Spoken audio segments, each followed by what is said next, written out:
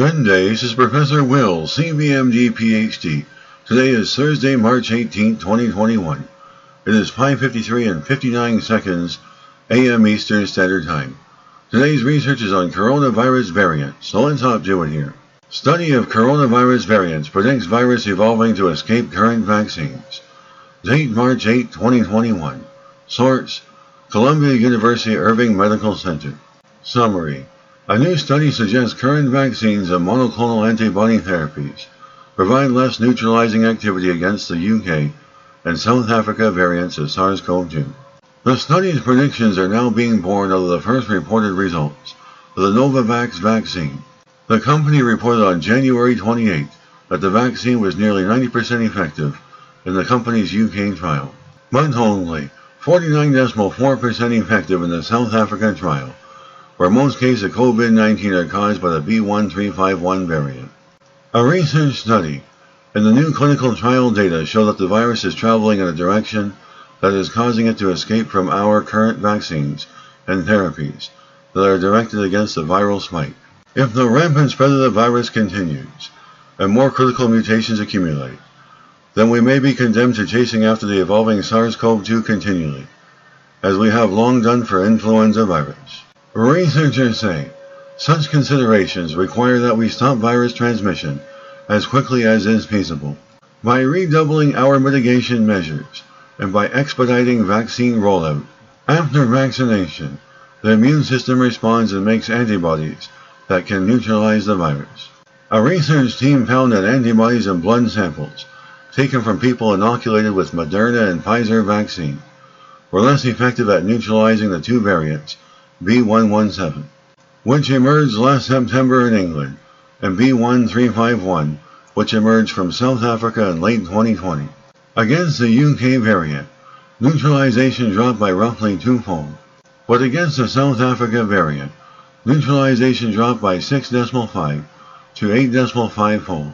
The approximately twofold loss of neutralizing activity against the UK variant is unlikely to have an adverse impact due to the large cushion of residual neutralizing antibody activity. And we see that reflected in the Novavax results, where the vaccine was 85.6 effective against the UK variant. Data from this research study about the loss of neutralizing activity against the South Africa variant are more worrisome. The drop in neutralizing activity against the South Africa variant is appreciable, and we are now seeing, based on the Novavax results, that this is causing a reduction in protective efficacy. The new study did not examine the more recent variant found in Brazil, B.1.1.2.8, but given the similar spike mutations between the Brazil and South Africa variants, researchers say the Brazil variant should behave similarly to the South Africa variant. Researchers have to stop the virus from replicating, and that means rolling out vaccine faster and sticking to our mitigation measures. Stopping the spread of the virus will stop the development of further mutations. The study also found that certain monoclonal antibodies used now to treat COVID patients may not work against the South Africa variant. And based on results with plasma from COVID patients who were infected earlier in the pandemic, the B.1.351 variant from South Africa has the potential to cause reinfection. The new study conducted an extensive analysis of mutations in the two SARS-CoV-2 variants, compared to other recent studies, which have reposted similar findings. The new study examined all mutations in the spike protein of the two variants. Vaccines and monoclonal antibody treatments work by recognizing the SARS-CoV-2 spike protein.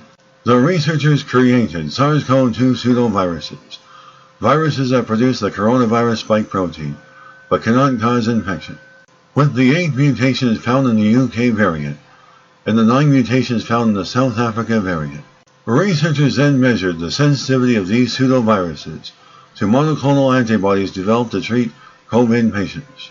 Convalescent serum from patients who were infected earlier in the pandemic, and serum from patients who had been vaccinated with the Moderna or Pfizer vaccine. The research study measured the neutralizing activity of 18 different monoclonal antibodies, including the antibodies in 2 products authorized for use in the United States. Against the UK variant, most antibodies were still potent, although the neutralizing activity of 2 antibodies in development was modestly impaired. Against the South Africa variant, however, the neutralizing activity of 4 antibodies was completely or markedly abolished. Those antibodies include bamlanivimab L-Wycombe 555, approved for use in the United States. That was completely inactive against the South Africa variant, and casirivimab, one of the 2 antibodies in the approved antibody cocktail, RAINCO. That was 58-fold less effective at neutralizing the South Africa variant compared to the original virus. The second antibody in the cocktail, indivimab, retained its neutralizing ability, as did the complete cocktail. Decisions of the use of these treatments will depend heavily on the local prevalence of the South Africa and Brazil variants. Researchers highlight the importance of viral genomic surveillance and proactive development of next-generation antibody therapeutics. Serum from most patients who had recovered from COVID earlier in the pandemic had 11-fold less neutralizing activity against the South Africa variant and 4-fold less neutralizing activity against the UK variant. The concern here is that reinfection might be more likely if one is confronted with these variants, particularly the South Africa one. Good day, this is Professor Will, CBMD PhD, on microbiology, bioinformatics, and pathophysiology. Well, hope you enjoyed listening. Until next time, have a great day.